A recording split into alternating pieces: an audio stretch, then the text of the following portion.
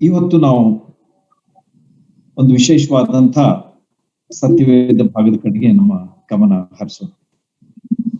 ಎಲ್ಲರಿಗೂ ತಿಳಿದಂತಹ ಚಿರಪರಿಚಿತವಾದಂತಹ ಭಾಗ, ಆದ್ರೆ ಅದರಲ್ಲಿರ್ತಕ್ಕಂಥ ಆಳವಾದಂತಹ ಸತ್ಯಗಳನ್ನ ನಾವು ಆನಂದಿಸಬೇಕಾದದ್ದು, ಗ್ರಹಿಸಬೇಕಾದದ್ದಂತೂ ಬಹಳ ಅವಶ್ಯ. ಕರ್ತನಾದ ಯೇಸು ಕ್ರಿಸ್ತರು ಈ ಲೋಕದಲ್ಲಿ ಯಾವ ರೀತಿಯಾಗಿ ಹುಟ್ಟಿ ಬಂದ್ರು ಸ್ವಲ್ಪ ಹಿನ್ನೆಲೆ ಕೊಡ್ತೇನೆ, so that you will know the base. ನಾನು ಯಾಕೆ ಹೇಳ್ತಾ ಇದ್ದೇನೆ ಅನ್ನೋದು ನಿಮ್ಗೆ ಆಮೇಲೆ ಬರ್ತದೆ. ಆ ಪಾಯಿಂಟ್ ಬಂದಾಗ ಗೊತ್ತಾಗ್ತದೆ. ಅವರು ಯಾವ ರೀತಿಯಾಗಿ ಈ ಲೋಕದಲ್ಲಿ ಮನುಷ್ಯರಾಗಿ ಹುಟ್ಟಿ ಬಂದ್ರು, ಬೆತ್ಲೆಹೇಮ್ನಲ್ಲಿ ಜನ್ಮ ತಾಳಿದ್ರು, ಯೆರೂಸಲೇಮಿನಲ್ಲಿ ಮರಣ ಹೊಂದಿದ್ರು.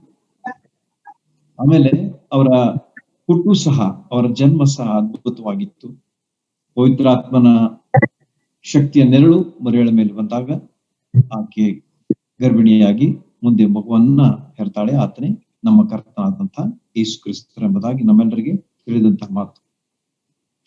ಇದು ಯಾವ ಶಾರೀರ ಸಂಬಂಧದಿಂದ ಉಂಟಾದಂತಹ ಒಂದು ಜನ್ಮ ಅಲ್ಲ, ಆದ್ರೆ ಇದು ಪರಿಶುದ್ಧವಾದಂತಹ ಒಂದು ಜನ್ಮ ಅಂತ ಹೇಳಿ ನಮ್ಮೆಲ್ಲರಿಗೆ ಗೊತ್ತಿರುವಂತಹ ಮಾತು. ಕರ್ತನಾದ ಯೇಸು ಕ್ರಿಸ್ತರಿಗೆ ಇದ್ದಂತಹ ಅನೇಕ ಹೆಸರುಗಳನ್ನ ನಾವು ಬಲ್ಲವರಾಗಿದ್ದೇವೆ. ನಜರೇತಿನ ಯೇಸು ಎಂಬುದಾಗಿ ಕರೀತಾ ಇದ್ರು. ಆಮೇಲೆ ಯೇಸು ಕ್ರಿಸ್ತ ಎಂಬುದಾಗಿ ಬಹಳ ಪರಿಚಿತವಾದಂತ ಒಂದು ಹೆಸರು ಅವರಿಗೆ ಇತ್ತು. ಮೆಸ್ಸಿಯ ಎಂಬುದಾಗಿಯೂ ಸಹ ಜನರು ಅವರನ್ನ ಕರೀತಾ ಇದ್ರು. ಮೆಸ್ಸಿಯ ಅಂತಂದ್ರೆ ಅನಾಯಿಂಟೆಡ್, ಅನಾಯಿಂಟೆಡ್ ಅಂತಂದ್ರೆ ಅಭಿಷಕ್ತ. ಸತ್ಯವೇದದಲ್ಲಿ ನಾವು 3 ಪ್ರಕಾರದ ಜನರನ್ನ ಅಭಿಷಕ್ತರ ಅಂತ ಹೇಳಿ ಕರಿತೇವೆ. ಪ್ರವಾದಿಗಳು, ಆಮೇಲೆ ಅರಸರು, ಪ್ರಾಫೆಟ್, ಪ್ರೀಸ್ಟ್ ಅಂಡ್ ಕಿಂಗ್. ಯಾಜಕರು, ಪ್ರಾಫೆಟ್, ಪ್ರೀಸ್ಟ್ ಅಂಡ್ ಕಿಂಗ್, ಈ 3 ಜನರು ಅಭಿಷಕ್ತರು.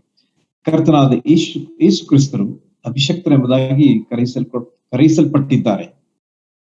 ಅದರರ್ಥ ಅವರು 3 ಆಗಿದ್ದಾರೆ. So he is all the 3. He is the prophet, he is the priest and he is the king. ಅದರ ಬಗ್ಗೆ ನಾವು ಈಗ ಹೆಚ್ಚು ಅಭ್ಯಾಸ ಮಾಡೋದು ಬೇಡ, ಸಮಯ ಬಹಳ ಹೋಗ್ಬಿಡ್ತದೆ. ಎಷ್ಟು ನೆನಪಿಟ್ಟಿರಿ, ಮುಂದೆ ಬೇಕಾದ ಅಭ್ಯಾಸದಲ್ಲಿ ಇವುಗಳನ್ನ ನಾವು ನೋಡ್ಲಿಕ್ಕೆ ಬರ್ತವೆ. He was the prophet, he was the priest, he was the king. 3 ವಿಷಯಗಳು ಕರ್ತನಾದ ಯೇಸು ಕ್ರಿಸ್ತರಲ್ಲಿ ಇದ್ದುವು, ಅವುಗಳನ್ನು ನಾವು ಹೊಂದಿದ್ವು ಎಂಬುದನ್ನ ನಾವು ಸತ್ಯವೇದದಲ್ಲಿ ಸ್ಪಷ್ಟವಾಗಿ ಓದ್ತೇವೆ. ದಾವೀದನ ಕುಮಾರನೇ ಎಂಬುದಾಗಿಯೂ ಸಹ ಕರ್ತನಾದ ಯೇಸು ಕ್ರಿಸ್ತರನ್ನ ಕರೀತಾ ಇದ್ರು. ಸತ್ಯವೇದದಲ್ಲಿ ನಾವು ನೋಡ್ತೇವೆ, ಆ ಕುರುಡರು ಕರೀತಾ ಇದ್ರೆ ಏನಂತ ಹೇಳಿ, ದಾವೀದನ ಕುಮಾರನೇ ನಮ್ಮ ಮೇಲೆ ಕರುಣೆ ಇಡು. ಕುಷ್ಠರೋಗಿಗಳು ಅವ್ರನ್ನ ಕರೀತಾ ಇದ್ರು, ಏನಂತ ಹೇಳಿ, ದಾವೀದನ ಕುಮಾರನೇ ನಮ್ಮ ಮೇಲೆ ಕರುಣೆ ಇಡು. ಹೀಗೆ ಬಹಳ ವಿಶೇಷವಾದಂತಹ ರೀತಿಯಲ್ಲಿ ಕರ್ತನಾದ ಯೇಸು ಕ್ರಿಸ್ತರ ಜೀವಿತ ನಮ್ಮ ಕಣ್ಣು ಮುಂದೆ ಬರ್ತದೆ. ಅವ್ರ ಕೆಲಸ ಏನಾಗಿತ್ತು ಅಂತ ಹೇಳಿ ನಮಗೆ ಎಷ್ಟೋ ಸಲ ಪ್ರಶ್ನೆ ಬರ್ತದೆ. ಯಾಕಂದ್ರೆ ಅವರ ಜೀವನ ನಮಗೆ ಬಾಲ್ಯ, ಜನನ ಅಷ್ಟು ಗೊತ್ತದೆ, ಅಂದ್ರೆ ಜನನ ಅಷ್ಟು ಗೊತ್ತದೆ. ಆಮೇಲೆ ಮೂಡಾಳ ದೇಶದ ಪಂಡಿತರು ಬಂದು ತಮ್ಮ ಕಾಣಿಕೆಗಳನ್ನು ಕೊಟ್ಟು ಹೋದ್ರು. ಅಲ್ಲಿ ತನಕ ನಮಗ ಬಹಳಷ್ಟು ಪರಿಚಯ ಇದೆ.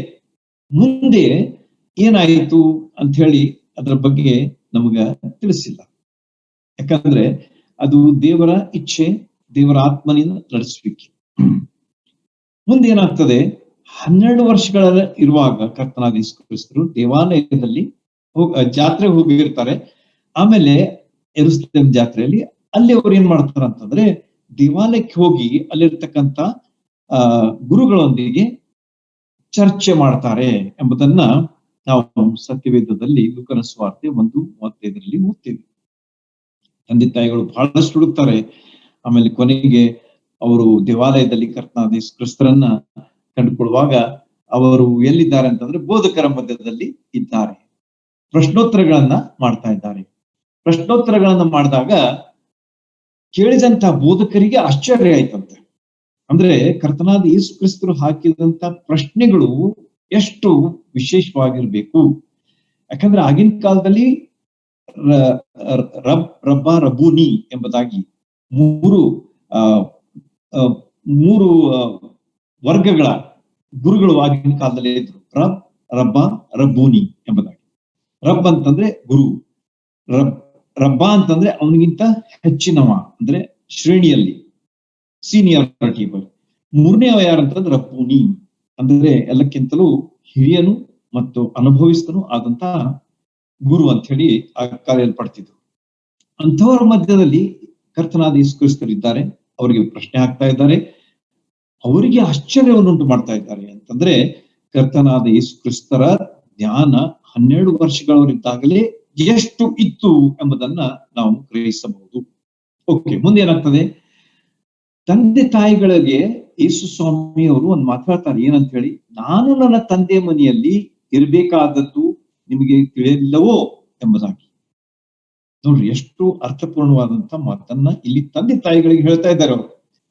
ನನ್ನ ತಂದೆ ಮನೆಯಲ್ಲಿ ಇದ್ದೀನಿ ನಾನು. I am in my father's house. I am no other place than this. ಅಂದ್ರೆ ಅವ್ರು 12 ವರ್ಷದವರಿದ್ದಾಗೂ ಸಹ ಅವರು ಮುಂದೆ ಇದ್ದಂತಹ ಒಂದು ಕೆಲಸ, ನಾನು ಎಲ್ಲಿರ್ಬೇಕು, ನಾನು ಏನ್ ಮಾಡ್ಬೇಕು ಎಂಬುದನ್ನ ಅವರು ತಿಳಿದವರಾಗಿದ್ರು ಎಂಬುದಾಗಿ ಈ ಭಾಗ ನಮಗೆ ಪರಿಚಯ ಮಾಡಿ ಕೊಡುತ್ತದೆ. ಮುಂದೆ ನಾವು ಬರುವಾಗ ನಾನು ಸಂಕ್ಷಿಪ್ತವಾಗಿ ಹೇಳ್ತಾ ಇದ್ದೇನೆ. ಜಸ್ಟ್ ಸಮ್ ಹೆಡ್ಲೈನ್ಸ್ ಅಂತ ಹೇಳಿ ಹೇಳ್ಬೋದು, ಅಥವಾ ಮೇನ್ ಪಾಯಿಂಟ್ಸ್ ಅಂತ ಹೇಳಿ ಹೇಳ್ಬೋದು. ಕರ್ತನಾದ ಯೇಸು ಕ್ರಿಸ್ತರು 30 ವರ್ಷದವರಾದಾಗ ನಮ್ಮ ಕಣ್ಣು ಮುಂದೆ ಬರ್ತಾರೆ. See, when he was born and to some extent may be 1 year or so, ಪಂಡಿತರು ಬರ್ತಾರೆ, ಅವರಿಗೆ ಕಾಣಿಕೆಗಳನ್ನು ಕೊಟ್ಟು ಹೋದ್ಮೇಲೆ 12 ವರ್ಷಗಳವರಾದಾಗ ಮತ್ತೊಮ್ಮೆ ಅವರು ನಮಗೆ ಕಂಡು ಬರ್ತಾರೆ ದೇವಾಲಯದಲ್ಲಿ, ಯೆರೂಸಲೇಮ್ ದೇವಾಲಯ. ಮುಂದೆ ಅವರು ನಮಗೆ ಯಾವ ಕಂಡು ಬರ್ತಾರೆ? When he was of 30 years of age, 30 ವರ್ಷಗಳಾಗಿರುವಾಗ ಅವರು ನಮ್ಮ ಮುಂದೆ ಬರ್ತಾರೆ. ಅಲ್ಲಿಂದ ಅವರ ಸೇವೆ ಶುರುವಾಗ್ತದೆ.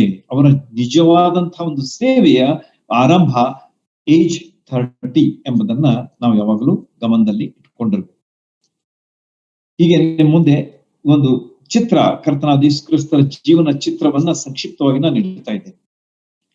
ಮುಂದೇನಾಯ್ತು ಅಂತಂದ್ರೆ, first thing that he did was the obedience to God by means of baptism. ದೇವರ ಆಜ್ಞೆಯನ್ನ ಅವರು ಪಾಲಿಸುವುದಕ್ಕಾಗಿ ದೀಕ್ಷಾ ಸ್ನಾನವನ್ನ ಪಡೆದುಕೊಳ್ತಾರೆ. ಯಾರಿಂದ? ಸ್ನಾನಿಕನಾದ ಯೋಹಾನನಿಂದ. ಯೋರ್ದನ್ ನದಿಯಲ್ಲಿ ಅವರು ದೀಕ್ಷಾ ಸ್ನಾನ ಪಡೆದುಕೊಳ್ತಾರೆ. ಅಲ್ಲಿ ಇರ್ತಕ್ಕಂಥ ಸಂಭಾಷಣೆಗಳು ಬಹಳ ಸ್ವಾರಸ್ಯಕರಾಗಿವೆ. ಸ್ನಾನಿಕನಾದ ಯೋಹಾನ ಅಂತ ಅಲ್ಲ, ನೀನು ನನಗೆ ಸ್ನಾನ ಕೊಡ್ಬೇಕು, ನಾನ್ ನಿನಗೆ ದೀಕ್ಷಾ ಸ್ನಾನ ಕೊಡ್ತಾ ಇದ್ದೀನಲ್ಲ ಅನ್ನುವಾಗ ಯೇಸು ಸ್ವಾಮಿ ಹೇಳ್ತಾರೆ, ಇಲ್ಲ, ಇದು ಯಾವ ರೀತಿಯಾಗಿ ಬರ್ತದೆ ಅದರ ಪ್ರಕಾರ ಆಗ್ಬೇಕು, ಅದಕ್ಕೆ ನೀವೇ ನನಗೆ ಕೊಡ್ರಿ ಎಂಬುದಾಗಿ ಯೇಸು ಸ್ವಾಮಿಯವರು ಅಲ್ಲಿ ದೇವರ ವಾಕ್ಯಕ್ಕೆ, ದೇವರ ಯೋಜನೆಗೆ ವಿಧೇಯರಾಗ್ತಾರೆ ಎಂಬುದನ್ನ ನಾವು ಇಲ್ಲಿ ಸ್ಪಷ್ಟವಾಗಿ ಕಂಡುಕೊಳ್ತೇವೆ. ಕರ್ತನಾದ ಯೇಸು ಕ್ರಿಸ್ತರು ಎಲ್ಲಾ ವಿಧದಲ್ಲಿ ಅವರ ಜೀವನ ಅದು ಬಹಳ ಶ್ರೇಷ್ಠವಾದಂತ ಜೀವನ ಆಗಿತ್ತು. ಪ್ರತಿಯೊಂದು ವಿಷಯದಲ್ಲಿ ನೀವು ಅದನ್ನು ಓದುವಾಗ ಸ್ವಲ್ಪ ಅಭ್ಯಾಸ ಅಂದ್ರೆ ವಿಚಾರ ಮಾಡ್ರಿ, ಕರ್ತನಾದ ಯೇಸು ಕ್ರಿಸ್ತರು ಹೀಗೆ ಯಾಕೆ ಮಾಡ್ತಾ ಇದ್ರು ಎಂಬುದಾಗಿ ನೀವು ವಿಚಾರ ಮಾಡುವಾಗ ಬಹಳಷ್ಟು ವಿಷಯಗಳನ್ನ ದೇವರು ಪವಿತ್ರ ಆತ್ಮನ ಮೂಲಕವಾಗಿ ನಿಮ್ಗೆ ತಿಳಿಸ್ಕೊಡ್ತಾನೆ. ಇಲ್ಲಿ ಸ್ನಾನಿಕನಾದ ಯೋಹಾನನಿಗೆ ಯೇಸು ಸ್ವಾಮಿ ಹೇಳ್ತಾ ಇದ್ದಾರೆ ಏನಂತ ಹೇಳಿ, ಇದು ಬರೆದಂತ ಪ್ರಕಾರ ದೇವ್ರ ವಾಕ್ಯ ಯಾವ ರೀತಿಯಾಗಿ ಬರ್ತದೆ ಅದ್ರ ಪ್ರಕಾರ ಆಗ್ಬೇಕಾಗಿದೆ, ಆದ ಕಾರಣ ನೀವು ನನಗೆ ಕೊಡ್ರಿ. ಆಗ ಏನಾಗ್ತದೆ? ಪರಲೋಕ ತೆರೆಯಲ್ಪಡ್ತದೆ. ದೀಕ್ಷಾ ಸ್ನಾನ ಆದ್ಮೇಲೆ ಯೋರ್ದನ್ ಹೊಳೆಯಲ್ಲಿ ಕರ್ತನಾದ ಯೇಸು ಕ್ರಿಸ್ತರ ದೀಕ್ಷಾ ಸ್ನಾನ ಆಗ್ತದೆ. ಆಗ ಏನಾಯ್ತು? 3 ವಿಷಯಗಳಾದದ್ದನ್ನ ನಾವೆಲ್ಲರಿಗೆ ಗೊತ್ತಿದೆ. ಪರಲೋಕ ತೆರೆಯಿತು, ಆಮೇಲೆ ಏನಾಯ್ತು? ಪಾರಿವಾಳದ ಹಾಗೆ ಪವಿತ್ರಾತ್ಮನು ಅವರ ಮೇಲೆ ಇಳಿದು ಬಂದನು. 3ನೇದಾಗಿ ಏನಾಗ್ತದೆ ಅಂತಂದ್ರೆ, ಪರಲೋಕದಿಂದ ದೇವರು ಮಾತಾಡಿದನು, ವಾಣಿಯು ಕೇಳಿತು. ಅದೇನಂತಂದ್ರೆ, ಪ್ರಿಯನಾದ ನನ್ನ ಮಗನು, ನಾನು ನಿನ್ನನ್ನ ಮೆಚ್ಚಿದ್ದೇನೆ. God's approval. ನೋಡ್ರಿ, ಮೆಚ್ಚಿಕೆ ಎನ್ನುವುದು ನಾವು ಏನ್ ತೋರಿಸ್ತದ ಅಂತಂದ್ರೆ approval. The approval of the Lord Jesus Christ for the work that he had to do. ಈಗ ನಾವೊಂದು ಯಾವುದೇ ಒಂದು ಕೆಲಸಕ್ಕೆ ಜನ ಬರ್ತಾರೆ, ಅವಾಗ ನಾವೇನ್ ಹೇಳ್ತೀವಿ? ನಿಮ್ದು ಒಂದು ಅಪ್ಲಿಕೇಶನ್ ಕೊಡ್ರಿ ಅಥವಾ ನಿಮ್ಮ ರೆಸ್ಯೂಮೆ ಕೊಡ್ರಿ ಅಂತ ಹೇಳ್ತೀವಿ. ಆಗ ಅದರಲ್ಲಿ ಅವರು ತಮ್ಮೆಲ್ಲಾ ವಿಷಯಗಳನ್ನ ಸಂಕ್ಷಿಪ್ತವಾಗಿ ಅಥವಾ ವಿವರವಾಗಿ ಬರೆದಿರ್ತಾರೆ. ಅದನ್ನ ನೋಡಿದಾಗ ನಾವು ಇಂಟರ್ವ್ಯೂ ತಗೊಳ್ತೀವಿ, ಆಮೇಲೆ ಅಪ್ರೂವ್ ಮಾಡ್ತೀವಿ. ಏನಂತೇಳಿ, yes, this candidate is approved to do the work, to do the job that he has to do. ಹೀಗೆ ದೇವರು ಇಲ್ಲಿ ಅಪ್ರೂವಲ್ ಕೊಡ್ತಾ ಇದ್ದಾನೆ ಯೇಸು ಸ್ವಾಮಿಯವರಿಗೆ. ಅಪ್ರೂವಲ್ ಕೊಟ್ಟು ಇನ್ಮೇಲೆ ನಿನ್ನ ಸೇವೆ ಆರಂಭ ಮಾಡು ಅಂತ ಹೇಳಿ. ಈ ರೀತಿಯಾಗಿ ಸ್ನಾನಿಕನಾದ ಯೋಹಾನನಿಂದ ಯೋರ್ದನ ಹೊಳೆಯಲ್ಲಿ ದೀಕ್ಷಾ ಸ್ನಾನ ಹೊಂದಿ ಪರಲೋಕ ತೆರೆಯಲ್ಪಟ್ಟು ಪವಿತ್ರಾತ್ಮನ ಪಾರಿವಾಳದ ಉಪಾಧಿಯಲ್ಲಿ ಇಳಿದು ಬಂದ ಮೇಲೆ, ದೇವರೇ ನಾನು ನಿನ್ನನ್ನು ಮೆಚ್ಚಿದ್ದೇನೆ, ಪ್ರಿಯನಾದ ನನ್ನ ಮಗನು ಎಂಬುದಾಗಿ ಹೇಳುವಂತಹ ವಾಣಿಯನ್ನು ಎಲ್ಲ ಜನರು ಕೇಳಿದಾಗ ಅಲ್ಲಿ ಎಂಥ ಒಂದು ದೊಡ್ಡ ಸಂಭ್ರಮದ ವಾತಾವರಣ ಉಂಟಾಗಿರಬೇಕು ಎಂಬುದನ್ನ ನೀವು ಊಹಿಸಲಿಕ್ಕೆ ಸಾಕು. So there must be a very happy atmosphere. ಯಾಕಂದ್ರೆ ಎಲ್ಲಾ ವಿಷಯಗಳು ಘಟಿಸ್ತಾ ಇವೆ ಅಲ್ಲಿ. ಎಲ್ಲಿ? ಯೋರ್ದನ್ ತೀರದಲ್ಲಿ. ಯೋರ್ದನ್ ತೀರದಲ್ಲಿ ದೇವರು ಆಕಾಶ ತೆರೆದಿದ್ದಾನೆ, ಪವಿತ್ರಾತ್ಮನನ್ನ ಪಾರಿವಾಳದ ಉಪಾಧಿಯಲ್ಲಿ ಕಳಿಸ್ಕೊಡ್ತಾ ಇದ್ದಾನೆ, ಮತ್ತು ತಾನೇ ಮಾತಾಡ್ತಾ ಇದ್ದಾನೆ. ನೋಡ್ರಿ, ಎಂಥ ಒಂದು ವೈಭವೋಪಿತವಾದಂತಹ ಒಂದು ವಾತಾವರಣ ಅಲ್ಲಿ ಉಂಟಾಗಿರಬೇಕು ಎಂಬುದನ್ನ ನಾವು ಇಲ್ಲಿ ಕಾಣ್ತೇವೆ. ದೇವ್ರ ನಾಮಕ್ಕೆ ಸ್ತೋತ್ರವಾಗಲಿ. ಆಮೇಲೆ ಏನಾಯ್ತು ಅಂತಂದ್ರೆ, ಕರ್ತನಾದ ಯೇಸು ಕ್ರಿಸ್ತರು ವಿಧ ವಿಧವಾದ ರೀತಿಯಲ್ಲಿ ಸೇವೆ ಮಾಡ್ತಾರೆ. Lord Jesus Christ work was not unilateral, ಅಥವಾ ಒಂದೇ ವಿಧವಾದಂತಹ ಸೇವೆ ಆಗಿರ್ಲಿಲ್ಲ. ಅವರ ಸೇವೆ ವೈವಿಧ್ಯಮಯವಾಗಿತ್ತು, ವಿಧ ವಿಧವಾಗಿತ್ತು ಅಂತ ಹೇಳಿ ನಮಗ ದೇವ್ರ ವಾಕ್ಯ ಸ್ಪಷ್ಟವಾಗಿ ತಿಳಿಸ್ಕೊಡ್ತದೆ. ಅವರು ಉಪದೇಶ ಮಾಡ್ತಾ ಇದ್ರು, ಅವರು ಶಿಕ್ಷಣ ಕೊಡ್ತಾ ಇದ್ರು, ಅವರು ಪ್ರವಾದನೆ ವಿಷಯಗಳನ್ನ ತಿಳಿಸ್ತಾ ಇದ್ರು, ಆಮೇಲೆ ಜನರನ್ನ ವಾಸಿ ಮಾಡ್ತಾ ಇದ್ರು. ಹೀಗೆ ಅವರ ಒಂದು ಕೆಲಸ ಅದು ಮಿತವಾದಂತ ಕೆಲಸ ಆಗಿರ್ಲಿಲ್ಲ, ಅದು ಅಪರಿಮಿತವಾದಂತ ಕೆಲಸ ಆಗಿತ್ತು ಎಂಬುದನ್ನ ನಾವು ಯಾವಾಗಲೂ ನೆನಪಿನಲ್ಲಿಡ್ಬೇಕು. The Lord Jesus Christ work was something extraordinary, something special in it ಎಂಬುದನ್ನ ನಾವು ಯಾವಾಗಲೂ ನಮ್ಮ ಜೀವನದಲ್ಲಿ ತಿಳ್ಕೊಂಡಿರ್ಬೇಕು. ಮುಂದೆ ನಾನು ಹೆಚ್ಚು ವಿವರಿಸುವುದಿಲ್ಲ, ನೀವು ಅದನ್ನ ಅಭ್ಯಾಸ ಮಾಡ್ರಿ. ಏನೇನು ಅಂತ ಹೇಳಿ, ಉಪದೇಶ ಅಂತಂದ್ರೇನು, ಕಲಿಸುವುದಂತಂದ್ರೇನು, ಆಮೇಲೆ ವಾಸಿ ಮಾಡುವಂಥದ್ದಂತಂದ್ರೇನು, ಆಮೇಲೆ ಪ್ರವಾದಿಸುವಂಥದ್ದಂತಂದ್ರೆ ಏನು, ಪ್ರವಾದನೆಗಳ ವಿಷಯವಾಗಿ ಹೇಳುವಂಥದ್ದಂತಂದ್ರೆ ಏನು, ಇವೆಲ್ಲವುಗಳನ್ನ ನೀವು ಸ್ವಲ್ಪ ಓದ್ರಿ, ದೇವ್ರ ವಾಕ್ಯ ಪ್ರಾರ್ಥನೆ ಮಾಡ್ರಿ, ದೇವರಾತ್ಮನ ಸಹಾಯದಿಂದ ತಿಳ್ಕೊಂಡ್ರೆ ನಿಮ್ಗೆ ಬಹಳಷ್ಟು ಅದರ ಆಶೀರ್ವಾದ ಸಿಗ್ತದೆ. ಯಾಕಂದ್ರೆ ನಾನು ಮುಂದೆ I have to go to reach the subject, I am just in the introduction. ಆದ ಕಾರಣ ನನ್ನ ಕ್ಷಮಿಸ್ರಿ, ನಾನು ಮುಂದೆ ಹೋಗ್ಬೇಕಾಗ್ತದೆ. ಬಹಳಷ್ಟು ಒಳ್ಳೆ ವಿಷಯಗಳು ಅನ್ಸ್ತವೆ, ಇವೆಲ್ಲ ಕೇಳಬೇಕು ಪ್ರತಿಯೊಂದು ವಿವರವಾಗಿ ಅಂತ ಹೇಳಿ. ಆದ್ರೆ ಸಮಯದ ಅಭಾವದಿಂದ ನಾನು ಮುಂದೆ ಹೋಗ್ತಾ ಇದ್ದೇನೆ. ಮುಂದೆ ಅವರ ಉಪದೇಶಿಸಿದಂತಹ ಸ್ಥಳಗಳು ಏನಾಗಿದ್ದವು ಎಂಬುದನ್ನ ನಾವು ಸ್ವಲ್ಪ ತಿಳ್ಕೊಳ್ಬೇಕು. Because his platform was something different. ಈ ದಿವಸಗಳಲ್ಲಿ ನಾವು ನೋಡ್ತೇವೆ, ಏನು ಒಬ್ಬ ಒಂದು ಲೆಕ್ಚರ್ ಅರೇಂಜ್ ಮಾಡ್ಬೇಕಂತಂದ್ರೆ ನಾವು ಏನ್ ಮಾಡ್ತೇವೆ, we just search for halls, very famous halls, ಅಥವಾ ಆಡಿಟೋರಿಯಮ್ಸ್ ಅಂತ ಹೇಳಿ ಕರಿತೇವೆ, ಅಥವಾ ಆಂಪಿ ಥಿಯೇಟರ್ಸ್ ಅಂತ ಹೇಳಿ ಕರಿತೇವೆ. ಈ ಎಲ್ಲಾ ವಿಷಯಗಳನ್ನ ನಾವು ನೋಡುವಾಗ ಆ ವ್ಯಕ್ತಿ ಬಂದು ಅಲ್ಲಿ ನಿಂತುಕೊಂಡು ಭಾಷಣ ಕೊಡುವಾಗ ಅಥವಾ ಉಪದೇಶ ಕೊಡುವಾಗ ಅದು ಬಹಳಷ್ಟು ಪರಿಣಾಮಕಾರಿಯಾಗಿರ್ತದೆ. ಆದ್ರೆ ಕರ್ತನಾದ ಯೇಸು ಕ್ರಿಸ್ತರ ವಿಷಯವಾಗಿ ನೋಡುವಾಗ ಅವರು ಉಪದೇಶ ಮಾಡಿದಂತ ಸ್ಥಳಗಳು ಬಹಳ ವಿಶೇಷವಾಗಿದ್ದವು, ಸಮಥಿಂಗ್ ಎಕ್ಸ್ಟ್ರಾರ್ಡಿನರಿ. ಫಾರ್ ಎಕ್ಸಾಂಪಲ್, ಅವರು ನದಿ ದಂಡೆ ಮೇಲೆ ಒಂದು ದೋಣಿಯ ಮೇಲೆ ಕುಳಿತುಕೊಂಡು ಅವರು ಉಪದೇಶ ಮಾಡ್ತಾ ಇದ್ರು. Is it possible? ಸಾಧ್ಯವೋ? ಸಾಧ್ಯ. ಯಾಕಂದ್ರೆ ಕರ್ತನಾದ ಯೇಸು ಕ್ರಿಸ್ತರು ಅದನ್ನ ಮಾಡಿ ತೋರಿಸಿದ್ದಾರೆ. ನಮಗೆ ಅವರು ಸೇವೆ ಮಾಡುವಂತಹ ಒಂದು ವಿಧ ಹೇಗಿರ್ಬೇಕು ಎಂಬುದನ್ನ ಅವರು ತೋರಿಸಿದ್ದಾರೆ. ನಾವು ಅಭ್ಯಾಸ ಮಾಡುವಾಗ ಇದನ್ನು ಲಕ್ಷ್ಯದಲ್ಲಿಟ್ಟುಕೊಂಡಿರ್ಬೇಕು. What is applicable to me, what is applicable to us ಎಂಬುದನ್ನ ನಾವು ಯಾವಾಗಲೂ ಗಮನಿಸ್ತಾ ಇರಬೇಕು. ಕರ್ತನಾದ ಯೇಸು ಕ್ರಿಸ್ತರು ಉಪದೇಶಿಸಿದಂತಹ, ಶಿಕ್ಷಣ ಕೊಟ್ಟಂತಹ, ಬೋಧಿಸಿದಂಥ, ವಾಸಿ ಮಾಡಿದಂತಹ ಸ್ಥಳಗಳು ಹೇಗಿದ್ದವು ಎಂಬುದನ್ನ ನಾವು ನೋಡುವಾಗ ಸಮುದ್ರದ ದಂಡೆಯ ಮೇಲೆ, ನದಿಗಳ ದೋಣಿಯಲ್ಲಿ, ಆಮೇಲೆ ಅವರು ಬೇರೆ ಬೇರೆ ಅಂದ್ರೆ ಸಭಾಮಂದಿರಗಳಲ್ಲಿ ಅವರು ಹೋಗಿ ಪ್ರಸಂಗಿಸ್ತಾ ಇದ್ರು, ಪ್ರವಾದಿಸ್ತಾ ಇದ್ರು, ಮತ್ತೆ ದೇವರ ವಾಕ್ಯವನ್ನ ಅವರು ಸಾರ್ತಾ ಇದ್ರು ಎಂಬುದನ್ನ ಅವರು ದೇವರ ವಾಕ್ಯ ಅಭ್ಯಾಸ ಮಾಡುವಾಗ ನಮ್ಗೆ ಕಂಡು ಬರ್ತದೆ. ವಿಶೇಷವಾದಂತಹ ಸ್ಥಳಗಳು, ವೆರಿ ಅನ್ಯಾಚುರಲ್. ಇವುಗಳನ್ನ ನಾವು ಈಗಿನ ಕಾಲದಲ್ಲಿ ಹೆಚ್ಚು ನೋಡುದಿಲ್ಲ. ಓಪನ್ ಏರ್ ಪ್ರೀಚಿಂಗ್ ಮೊದಲಿಗೆ ಆಗ್ತಾ ಇದ್ವು, ಜನರು ರಕ್ಷಣೆ ಹೊಂದ್ತಾ ಇದ್ರು, ದೇವರ ಕಡೆಗೆ ತಿರುಗ್ತಾ ಇದ್ರು. ಆದ್ರೆ ಈಗಿನ ಕಾಲದಲ್ಲಿ ಸ್ಥಾನಮಾನಗಳು ಅಥವಾ ರಾಜಕೀಯ ಸ್ಥಿತಿಗತಿಗಳು ಬದಲಾಗಿವೆ. ಆದ ಕಾರಣ ಅಷ್ಟು ನಾವು ಫ್ರೀ ಆಗಿ ಮಾಡ್ಲಿಕ್ಕೆ ಆಗುದಿಲ್ಲ. ಆದ್ರೂ ಕೂಡ ನಾವು ದೇವರ ವಾಕ್ಯದ ಸೇವೆಯನ್ನ ನಾವು ನಿಲ್ಲಿಸಬಾರದು. somehow or the other ನಾವು ಕರಪತ್ರ ಕೊಡ್ಬೇಕು, ಅಥವಾ ನಾವು ದೇವರ ವಾಕ್ಯವನ್ನ ಒಂದಿಲ್ಲ ಒಂದು ರೀತಿಯಿಂದ ವೈಯಕ್ತಿಕವಾಗಿ ಅಥವಾ ಒಂದು ಗುಂಪಿಗೆ ಅಥವಾ ಒಂದು ಕುಟುಂಬಕ್ಕೆ ಯಾವುದೇ ರೀತಿಯಲ್ಲಿ ದೇವರು ನಮಗೆ ತೋರಿಸ್ತಾನೆ ಆ ರೀತಿಯಲ್ಲಿ ನಾವು ದೇವರ ವಾಕ್ಯವನ್ನ ಸುವಾರ್ತೆಯನ್ನ ಸಾರಲೇಬೇಕು. there should not be any limitation or restriction ಎಂಬುದನ್ನ ನಾವು ತಿಳ್ಕೊಂಡಿರ್ಬೇಕು. ಈಗ ಒಂದು ಸರ್ಕಾರ ಬಂತಪ್ಪ, ನಮ್ದು ಇನ್ನೇನು ದೇವ್ರ ಸೇವೆ ನಿಂತು ಅಂತ ಹೇಳಿಕ್ ಆಗುದಿಲ್ಲ. God's work will never stop, God's work will continue ಎಂಬುದನ್ನ ನಾವು ತಿಳ್ಕೊಂಡಿರ್ಬೇಕು. ಯಾರು ಏನು ಮಾಡ್ಲಿಕ್ಕೆ ಆಗುದಿಲ್ಲ, ದೇವರ ವಿರುದ್ಧವಾಗಿ ಏನು ಮಾಡ್ಲಿಕ್ಕೆ ಆಗುದಿಲ್ಲ ಎಂಬುದನ್ನ ನಾವು ತಿಳ್ಕೊಂಡಿರ್ಬೇಕು. ಯಾಕಂದ್ರೆ ನಮ್ಮ ವಿರುದ್ಧ ನಮ್ಮ ಕಡೆಗೆ ದೇವರು ಇರುವಾಗ ಈ god is for us, who can be against us. ಆದರೆ ನಾವು ಬಹಳಷ್ಟು ಎಚ್ಚರದಿಂದ ಮಾಡಬೇಕು. ಕರ್ತನಾದ ಯೇಸು ಕ್ರಿಸ್ತರು ಹೇಳಿದಂತೆ ನಾವು ಸರ್ಪಗಳಂತೆ ಜಾಣರು, ಪಾರಿವಾಳಗಳಂತೆ ನಿಷ್ಕಪಟಿಗಳಾಗಿರ್ಬೇಕು. ನೋಡ್ರಿ, ಎರಡೂ ಉದಾಹರಣೆಗಳನ್ನ ಕರ್ತನಾದ ಯೇಸು ಕ್ರಿಸ್ತರು ಯಾಕೆ ಕೊಟ್ಟಿದ್ದಾರೆ ಎಂಬುದನ್ನ ನೀವು ವಿಚಾರ ಮಾಡ್ರಿ. ಸರ್ಪ ಯಾವ ರೀತಿಯಾಗಿ ಜಾಣ ಆಗಿರ್ತದೆ, ಅದು ಕೂಡ್ಲೆ ಸಿಗುದಿಲ್ಲ, ಹೋದ್ಕೊಳ್ಳಿ ಸರ್ಪ ಹಿಡ್ಲಿಕ್ಕೆ ಬರುದಿಲ್ಲ, ಅದು ನುಸುಳಿಕೊಂಡು ಹೋಗ್ಬಿಡ್ತದೆ, ಅದು ತಪ್ಪಿಸ್ಕೊಂಡು ಹೋಗ್ಬಿಡ್ತದೆ. ಆಮೇಲೆ ಅದನ್ನ ಹಿಡಿಯುವುದು ಸಹ ಅಷ್ಟು ಕಠಿಣ, ಅಷ್ಟು ಸುಲಭ ಅಲ್ಲ. ಅದೇ ರೀತಿಯಾಗಿ ಪಾರಿವಾಳ ಯಾವ ರೀತಿಯಾಗಿ ನಿಷ್ಕಪಟಿಯಾಗಿರ್ತದೆ, ಅದರಲ್ಲಿ ಕಪಟ ಎನ್ನುವಂಥದ್ದು ಅವ್ರದ್ದು ಇರುವುದೇ ಇಲ್ಲ ಎಂಬುದನ್ನ ನೀವು ಅದರ ವಿಷಯವಾಗಿ ನೋಡುವಾಗ ಕಂಡುಕೊಳ್ತೀವಿ.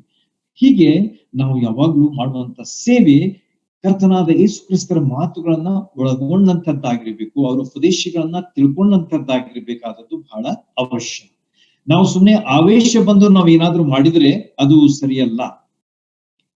ಈಗ ಕೆಲವು ಸಲ ನಾನು ಮೊನ್ನೆ ಒಂದು ಪ್ರೇಯರ್ ರಿಕ್ವೆಸ್ಟ್ ಹೋಗ್ತಾ ಇದ್ದೆ, let's come and pray to stop that this Covid would stop ಎಂಬುದಾಗಿ ಒಬ್ರು ಕರೆ ಕೊಟ್ಟಿದ್ದಾರೆ.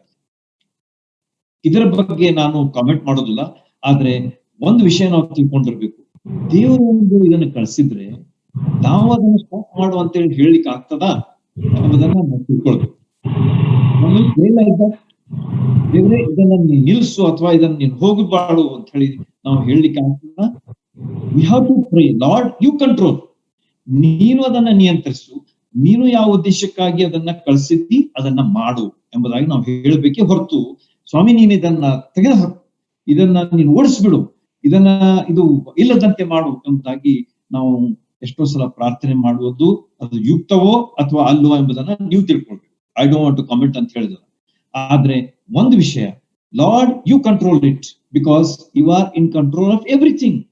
You are the creator of the whole universe. ಇಡೀ ಸೃಷ್ಟಿಯನ್ನ ನೀನು ಉಂಟು ಮಾಡಿದ್ದಿ. ನೀನು ಬಾಯಿ ಮಾತಿನ ನೀನು ನುಡಿಯುತ್ತಲೇ ಸರ್ವವು ಸ್ಥಾಪನೆ ಆಯ್ತು, ನೀನು ಆಜ್ಞಾಪಿಸುತ್ತಲೇ ಎಲ್ಲವೂ ಉಂಟಾಯ್ತು ಎಂಬುದಾಗಿ ನಾವು ಕೀರ್ತನೆಗಳ ಪುಸ್ತಕದಲ್ಲಿ ಓದ್ತೇವೆ. ಆದ ಕಾರಣ ಕರ್ತನಿಗೆ ಅಸಾಧ್ಯವಾದ ಯಾವುದೂ ಇಲ್ಲ. If you wants to stop it within no second, even fraction of a second, he can stop it. I don't say that he cannot do it ಅಂತ. He can stop it. But ಆತನ ಉದ್ದೇಶ ಏನಿದೆ ಅದನ್ನ ನಾವು ನೆರವೇರುವಂತೆ ಪ್ರಾರ್ಥಿಸಬೇಕು ಯಾವಾಗಲೂ.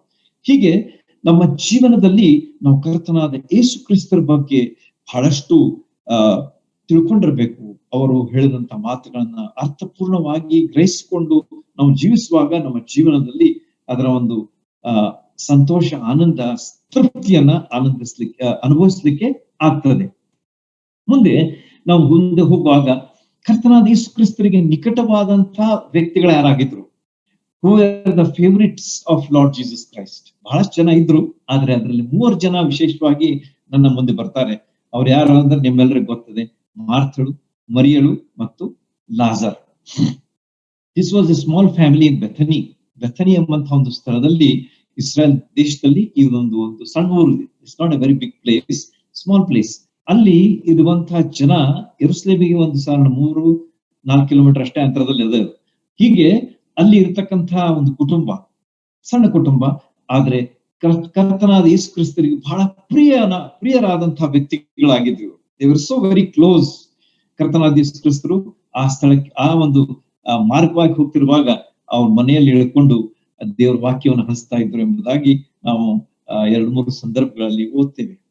ಆಗ ಮರಿಯಳು ಕರ್ತನಾದ ಯೇಸು ಕ್ರಿಸ್ತರ ಪಾದಗಳ ಬಳಿ ಕುಂತು ಕೇಳ್ತಾ ಇದ್ದು, ಮಾರ್ತಳು ಬಂದಂತ ಜನರ ಒಂದು ಉಪಚಾರ, ಅವರು ಊಟದ ಉಪಚಾರ, ಆತಿಥ್ಯ ಎಲ್ಲ ಮಾಡ್ತಾ ಇದ್ರು ಎಂಬುದಾಗಿ ಸಹ ನೋಡ್ತೀವಿ. ಲಾಜರನು ಸಹ ದೇವರ ವಾಕ್ಯ ಕೇಳ್ತಾ ಇದ್ರು.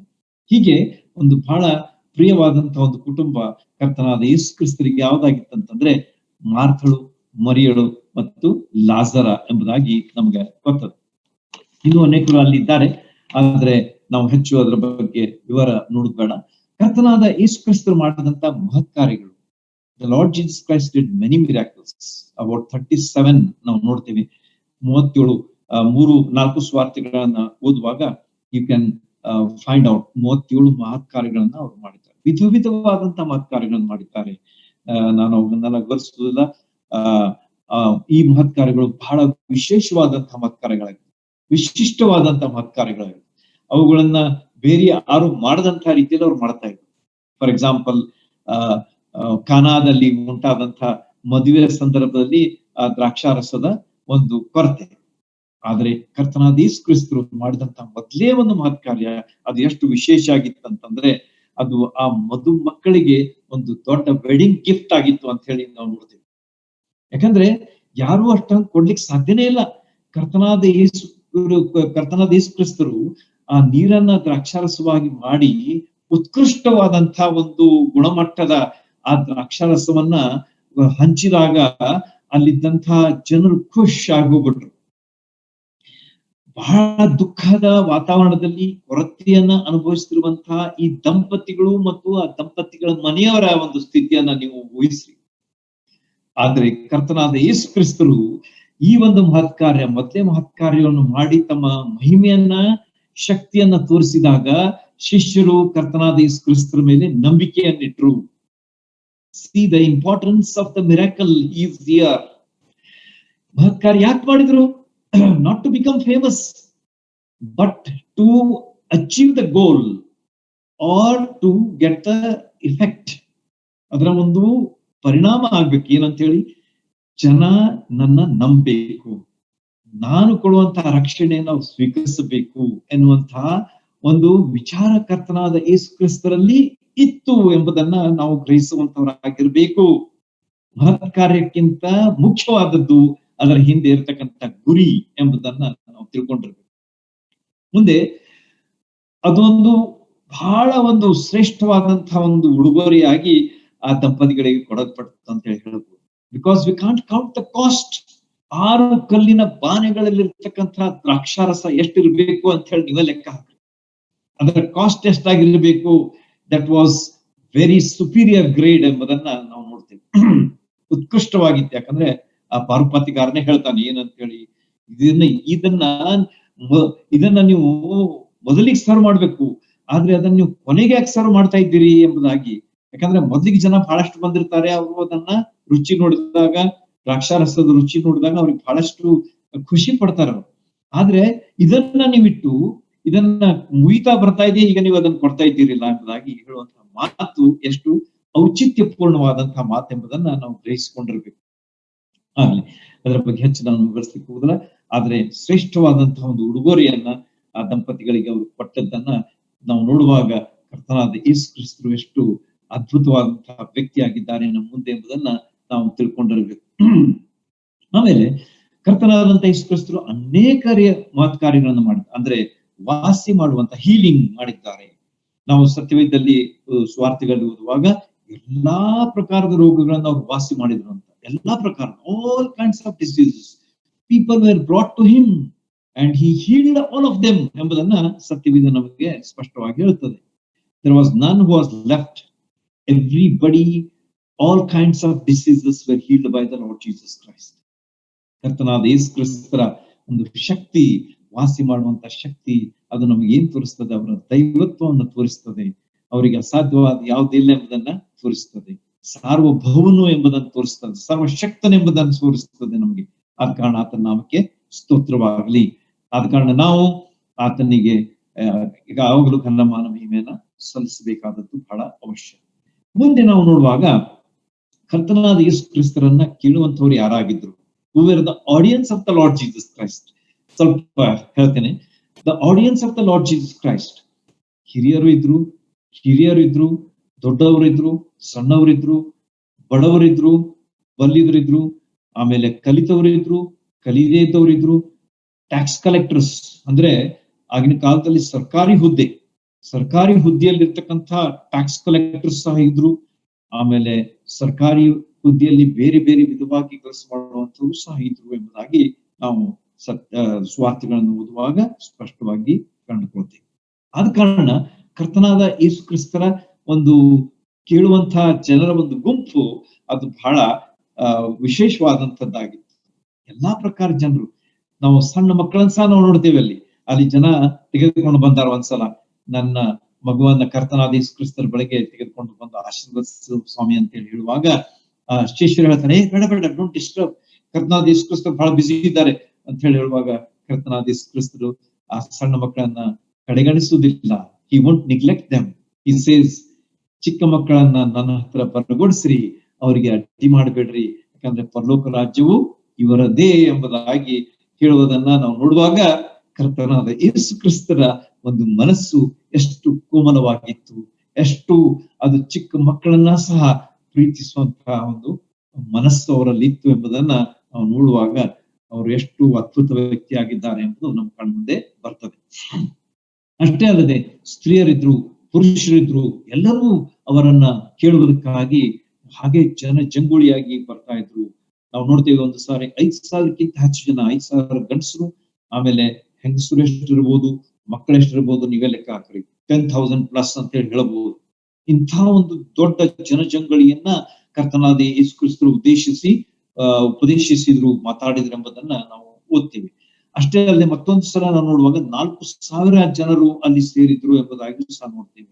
ಹೀಗೆ ಕರ್ತನಾದ ಯೇಸು ಕ್ರಿಸ್ತರು ಉಪದೇಶಿಸುವಂಥದ್ದು ಅಥವಾ ಬೋಧಿಸುವಂಥದ್ದು ಅಥವಾ ಶಿಕ್ಷಣ ಕೊಡುವಂತಹ ಒಂದು ವಿಧಾನ ಅದು ಅದ್ಭುತವಾಗಿ ಇತ್ತು. ಮತ್ತು ಎಲ್ಲರಿಗೂ ಅವರು ಕೊಡ್ತಾ ಇದ್ರು, ಮತ್ತು ಜನರು ಅವರ ಹಿಂದೆ ಬರ್ತಾ ಇದ್ರು, ಕೇಳ್ತಾ ಇದ್ರು, ದಿವಸಗಟ್ಲೆ ಕೇಳ್ತಾ ಇದ್ರು. It was not in minutes R not in hours. ನಾವು ಎಷ್ಟೋ ಸಲ ಒಬ್ಬ ವ್ಯಕ್ತಿ ಅಥವಾ ಒಬ್ಬ ಬೋಧಕ ಒಂದು ಅರ್ಧ ತಾಸು ಮಾಡಿದ್ರೆ ಎಷ್ಟೋ ಸಲ ನಮ್ಗೆ ಸಾಕು ಅನಿಸ್ತದೆ, ಅಥವಾ 45 ಮಿನಿಟ್ ಅಥವಾ 50 ಮಿನಿಟ್ ಅಥವಾ 1 ತಾಸು ಅಂದ್ರೆ ನಮ್ಗೆ ಬಹಳಷ್ಟು ನಾವು ಸೋತ್ ಹೋಗ್ಬಿಟ್ಟಿರ್ತೀವಿ. ಆದ್ರೆ ಕರ್ತನಾದ ಯೇಸು ಕ್ರಿಸ್ತರನ್ನ ಕೇಳುವುದಕ್ಕಾಗಿ ಜನರು ದಿವಸಗಟ್ಲೆ ಕಾಯ್ತಾ ಇದ್ರು ಅಂತೆ. 5,000 ಜನರ ವಿಷಯವಾಗಿ ನೋಡುವಾಗ ಮುಂಜಾನೆಯಿಂದ ಸಂಜೆ ತನಕ ಅಲ್ಲಿದ್ರು. ಅವರು ಸಂಜೆಗೂ ಕೂಡ ಅವ್ರು ಕೇಳ್ಲಿಕ್ಕಿದ್ರ ಹಾಗೆ ಸ್ವಾಮಿ ಹೇಳ್ತಾರೆ, ಇಲ್ಲ ಅವ್ರಿಗೆ ಊಟ ನೀವು ವ್ಯವಸ್ಥೆ ಮಾಡ್ರಿ, ಯಾಕಂದ್ರೆ ಅವ್ರು ಹಸ್ದಿದ್ದಾರೆ. They are hungry. I have fed them with spiritual food, but you now feed them with physical food ಎಂಬುದಾಗಿ ಹೇಳುವಾಗ ಅವರು ಎಷ್ಟು ಸಮಯ ಕರ್ತನಾದ ಯೇಸು ಕ್ರಿಸ್ತರ ಉಪದೇಶ ಕೇಳುವುದರಲ್ಲಿ ಕಳೆದಿರಬೇಕು ಎಂಬುದನ್ನ ನೀವು ಊಹಿಸ್ಲಿಕ್ಕೆ ಸಾಕು. ಮುಂದೆ ನಾವು ಏನ್ ನೋಡ್ತೀವಿ ಅಂತಂದ್ರೆ, ಕರ್ತನಾದಂತ ಯೇಸು ಕ್ರಿಸ್ತರ ಉಪದೇಶಿಸುವಂತಹ ವಿಷಯಗಳು, ವಿಧಾನಗಳು ಏನಾಗಿದ್ದು ಎಂಬುದನ್ನ ಸ್ವಲ್ಪ ನಾವು ನೋಡೋಣ. ಕರ್ತನಾದ ಯೇಸು ಕ್ರಿಸ್ತರು ಸಾಮ್ಯ ತೆಗೆದುಕೊಂಡು ಹೇಳ್ತಾ ಇದ್ರು. ಸಾಮ್ಯ ಅಂತಂದ್ರೆ ಪ್ಯಾರಬಲ್ ಎಂಬುದಾಗಿ ಇಂಗ್ಲಿಷ್ ನಲ್ಲಿ ನಾವು ನೋಡ್ತೇವೆ. What is a parable? Parable is an ಅರ್ತ್ಲಿ example, ಅಂದ್ರೆ ಈ ಲೋಕದ ಒಂದು ಉದಾಹರಣೆ ವಿತ್ ಹೆವನ್ಲಿ ಮೀನಿಂಗ್. ಪರಲೋಕದ ಒಂದು ಅರ್ಥ ಹಚ್ಚುವಂತಹ ಒಂದು ಒಂದು ಒಂದು ಉದಾಹರಣೆ, ದೃಷ್ಟಾಂತ ಎಂಬುದಾಗಿ ನಾವು ಹೇಳಬಹುದು. ಅರ್ತ್ಲಿ ಎಕ್ಸಾಂಪಲ್ ಅಂದ್ರೆ ಲೌಕಿಕ ಉದಾಹರಣೆ, ಆದ್ರೆ ಪರಲೌಕಿಕ ಒಂದು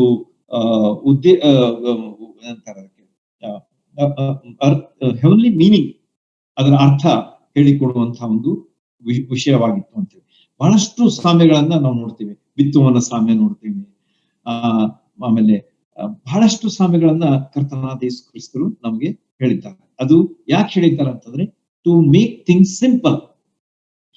ಕಠಿಣವಾದಂತಹ ವಿಷಯಗಳು ನಮಗೆ ತಿಳಿಯದೆ ಹೋಗಬಹುದು ಅಂತ ಹೇಳಿ ಅವರು ಏನ್ ಮಾಡ್ತಾ ಇದ್ರು ಅಂತಂದ್ರೆ, ಅದನ್ನ ನಾವು ಬಿಡಿಸಿ ಸಿಂಪಲ್ ಆಗಿ ಉದಾಹರಣವಾಗಿ ಅಂತ ಹೇಳ್ತಾರಲ್ಲ ಕನ್ನಡದಲ್ಲಿ, ಆ ರೀತಿಯಾಗಿ ಅವರು ಹೇಳ್ತಾ ಇದ್ರು ಎಂಬುದನ್ನ ನಾವೆಲ್ಲರೂ ಗಮನಿಸ್ತೇವೆ.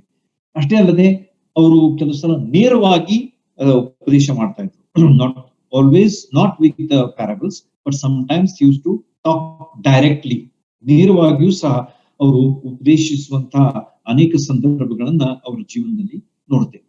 ಅವರ ಒಂದು ಬೋಧನೆಯ ವಿಷಯಗಳಲ್ಲಿ ಪ್ರಾರ್ಥನೆಯ ವಿಷಯವಾಗಿ ಬಹಳ ಮುಖ್ಯವಾದಂತಹ ಒಂದು ಮಹತ್ವವನ್ನ ಅವ್ರು ಕೊಡ್ತಾ ಇದ್ರು. He was giving lot of importance to prayer. And he was practising prayer also at the same time. ಕೇವಲ ಅವರು ನೀವು ಹೋಗಿ ಪ್ರಾರ್ಥಿಸ್ರಿ ಅಂತ ಹೇಳ್ತಾ ಇರ್ಲಿಲ್ಲ, ಆದ್ರೆ ಅವರೇ ವೈಯಕ್ತಿಕವಾಗಿ ಹೋಗಿ ಪ್ರಾರ್ಥನೆ ಮಾಡ್ತಾ ಇದ್ರು ಎಂಬುದನ್ನ ದೇವರ ವಾಕ್ಯ ನಮಗೆ ಸ್ಪಷ್ಟವಾಗಿ ತಿಳಿಸ್ಕೊಡ್ತದೆ. ಆದ ಕಾರಣ ಹಿ was a man of prayer and he was A preacher of prayer. ಪ್ರಾರ್ಥನೆ ವಿಷಯವಾಗಿ ಬೋಧಿಸುವಂತಹ ವ್ಯಕ್ತಿ ಕರ್ತನಾದ ಯೇಸು ಕ್ರಿಸ್ತರಾಗಿದ್ರು. ಕರ್ತನಾದ ಯೇಸು ಕ್ರಿಸ್ತರು ದೇವಕುಮಾರ ಎಂಬುದಾಗಿ ಮನುಷ್ಯ ಕುಮಾರನ ಎಂಬುದಾಗಿ ಕರೆಸಿಕೊಡ್ತಾರೆ. ಅದೇ ಸಂದರ್ಭದಲ್ಲಿ ದೇವಕುಮಾರನು ಎಂಬುದಾಗಿ ಕರೆಯಿಸಿಕೊಳ್ಳಲ್ಪಡ್ತಾರೆ. He was a god and he was a man at the same time ಎಂಬುದನ್ನ ನಾವು ಯಾವಾಗಲೂ ತಿಳ್ಕೊಂಡಿರ್ಬೇಕು. ಮುಂದೆ ಕರ್ತನಾದ ಯೇಸು ಕ್ರಿಸ್ತರು ಏನಾಗಿದ್ರು ಅಂತಂದ್ರೆ he was a total human being, ಅಂದ್ರೆ ಪೂರ್ತಿಯಾದಂತ ಮನುಷ್ಯ. ಅದೇ ರೀತಿಯಾಗಿ ತನ್ನ ದೈವತ್ವವನ್ನು ಸಹ ಆತನು ಹೊಂದಿದ್ದ ಎಂಬುದನ್ನ ನಾವು ಗ್ರಹಿಸಿಕೊಂಡಿರ್ಬೇಕು. ಕರ್ತನಾದ ಯೇಸು ಕ್ರಿಸ್ತರು ಈ ಲೋಕಕ್ಕೆ ಯಾಕೆ ಬಂದ್ರು? We all know it. ಪಾಪಿಗಳನ್ನ ಹುಡುಕಿ ರಕ್ಷಿಸುವುದಕ್ಕಾಗಿ ಬಂದ್ರು ಎಂಬುದನ್ನ ನಾವು ಸತ್ಯವೇದದಲ್ಲಿ ಸ್ಪಷ್ಟವಾಗಿ ಗೊತ್ತು. ಅವರ ಗುರಿ ಏನಾಗಿತ್ತಂತಂದ್ರೆ ಪಾಪಿಗಳನ್ನ ಹುಡುಕಿ ರಕ್ಷಿಸುವಂಥದ್ದು. ಎಲ್ಲರೂ ಪಾಪ ಮಾಡಿ ದೇವರ ಮಹಿಮೆಯನ್ನು ಹೊಂದದೇ ಹೋಗಿದ್ದಾರೆ, ರೋಮ 3:23. ಆದರೆ ರೋಮ 6:23 ಏನ್ ಹೇಳ್ತದೆ? ಆದ್ರೆ ಪಾಪ ಕೊಡುವಂತಹ ಸಂಬಳ ಮರಣ, ಆದರೆ ದೇವರ ಉಚಿತಾರ್ಥವರವು ನಮ್ಮ ಕರ್ತನಾದ ಕ್ರಿಸ್ತ ಯೇಸುವಿನಲ್ಲಿರುವ ನಿತ್ಯ ಜೀವ. ಪಾಪ ಕೊಡುವಂತ ಸಂಬಳ ಮರಣ, ಆದ್ರೆ ದೇವರ ಉಚಿತಾರ್ಥವರ ದೇವರು ಅದಕ್ಕೆ ನಮಗೇನ್ ಚಾರ್ಜ್ ಮಾಡಿಲ್ಲ ಅಥವಾ ಯಾವ ರೊಕ್ಕ ನಮ್ಮ ಕಡೆಯಿಂದ ತಗೊಂಡಿಲ್ಲ. ಹಿ ಹಸ್ ಗಿವನ್ ಅಸ್ ಫ್ರೀ. ಯಾವ ರೀತಿಯಾಗಿ ಹವೆಯನ್ನ ಕೊಟ್ಟಿದ್ದಾನೆ, ನೀರನ್ನು ಕೊಡ್ತಾನೆ, ನಮಗೆ ಅವಶ್ಯವಿದ್ದಂತ ಎಲ್ಲಾ ವಿಷಯಗಳನ್ನ ದೇವರು ನಮಗೆ ಉಚಿತವಾಗಿ ಕೊಟ್ಟಿದ್ದಾರೆ. ಅದೇ ರೀತಿಯಾಗಿ ನಮ್ಮ ಆತ್ಮಗಳಿಗೆ ಬೇಕಾದಂತಹ ರಕ್ಷಣೆಯನ್ನ ಕರ್ತನ ದೇವರು ಉಚಿತವಾಗಿ ಕರ್ತನಾದ ಯೇಸು ಕ್ರಿಸ್ತರ ಮೂಲಕವಾಗಿ ಕೊಟ್ಟಿದ್ದಾರೆ ಎಂಬುದನ್ನ ನಾವು ಯಾವಾಗಲೂ ನಮ್ಮ ಮುಂದೆ ಇಟ್ಕೊಂಡಿರ್ಬೇಕು. ಆದ ಕಾರಣ ಅಪೊಸ್ತಲರ ಕೃತ್ಯ 4:12 ನಾವು ನೋಡ್ತೀವಿ, ಬರ್ಬೇಕಾದಂತಹ ರಕ್ಷಣೆಯು ಆಕಾಶದ ಕೆಳಗಿರುವಂತಹ ಯಾವ ಹೆಸರಿನಲ್ಲಿ, ಭೂಮಿ ಮೇಲಿರುವಂತಹ ಯಾವ ಹೆಸರಿನಲ್ಲಿ ಅಲ್ಲ, ಆದ್ರೆ ಕರ್ತನಾದ ಯೇಸು ಕ್ರಿಸ್ತನಲ್ಲಿಯೇ ಎಂಬುದಾಗಿ ನಾವು ಸ್ಪಷ್ಟವಾಗಿ ಅಪೊಸ್ತಲರ ಕೃತ್ಯದಲ್ಲಿ ಓದ್ತೀವಿ. ಅದ ಕಾರಣ ರಕ್ಷಣೆಯನ್ನು ಕೊಡುವಂತವನು ಯಾರಂತಂದ್ರೆ ನಮ್ಮ ರಕ್ಷಕನಾದಂತ ಯೇಸು ಕ್ರಿಸ್ತನು. ಅವರ ಮಾತುಗಳು, ಅವರ ನಡೆ, ಅವರ ಕೆಲಸಗಳು ಅವೆಲ್ಲ ಅದ್ಭುತವಾಗಿದ್ದು ಎಂಬುದನ್ನ ಸಹ ದೇವರ ವಾಕ್ಯ ನಾವು ಓದುವಾಗ ಕಂಡುಕೊಳ್ತೀವಿ. ಹೀಗೆ ನಾವು ಹಿನ್ನೆಲೆಯನ್ನ ಇಷ್ಟೊತ್ತು ನೋಡಿದೆವು. ಈಗ ಉಳಿದಂತ ಒಂದು 5-10 ನಿಮಿಷಗಳಲ್ಲಿ ನಾನು I will just want to introduce what these the first sermon that the Lord Jesus Christ preached ಎಂಬುದಾಗಿ. ಇಷ್ಟೆಲ್ಲ ಹಿನ್ನೆಲೆಯನ್ನ ನಾನು ಯಾಕೆ ಕೊಟ್ಟೆ ಅಂತಂದ್ರೆ ನಿಮಗೆ ಇನ್ನು ಮುಂದೆ ಅವನ ಉಪದೇಶ ಹೇಗೆ ಆರಂಭವಾಗ್ತದೆ ಎಂಬುದನ್ನ ತಿಳಿಸುವುದಕ್ಕಾಗಿ. ನೀವು 5ನೇ ಅಧ್ಯಾಯಕ್ಕೆ ಬರ್ರಿ, ಮತ್ತಾಯನ ಸುವಾರ್ತೆಯಲ್ಲಿ. ಅಲ್ಲಿ ನಾವು ನೋಡ್ತೇವೆ ಏನಂತೇಳಿ, ಆತನು ಜನರ ಗುಂಪುಗಳನ್ನು ಕಂಡು, this is his first preaching. ಅದನ್ನ ನಾವು ನೆನಪಲ್ಲಿ ಇಟ್ಕೊಳ್ಬೇಕು. This was his first preaching. ಇದು ಹೇಗೆ ಕರೆಯಲ್ಪಡ್ತದೆ ಅಂತಂದ್ರೆ greatest sermon ever preached. The greatest sermon ever preached ಅಂತಂದ್ರೆ ಇಂಥ ಅದ್ಭುತವಾದಂತಹ ಅಥವಾ ಇಂಥ ದೊಡ್ಡದಾದಂತಹ ಇಂಥ ಘನವಾದಂತಹ ಒಂದು ಉಪದೇಶ ಇಲ್ಲಿವರೆಗೆ ಯಾರು ಅದನ್ನ ಮಾಡಿಲ್ಲ. ಅಂಥ ಒಂದು ಪ್ರಸಂಗವನ್ನ, ಉಪದೇಶವನ್ನ ಕರ್ತನಾದಂತಹ ಯೇಸು ಕ್ರಿಸ್ತರು ಆರಂಭದಲ್ಲಿಯೇ ಶುರು ಮಾಡ್ಬಿಡ್ತಾರೆ.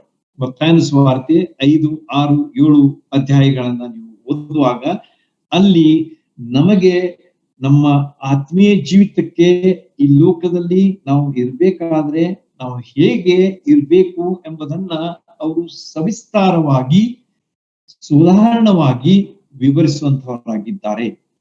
This is a very very important chapters of the word of god.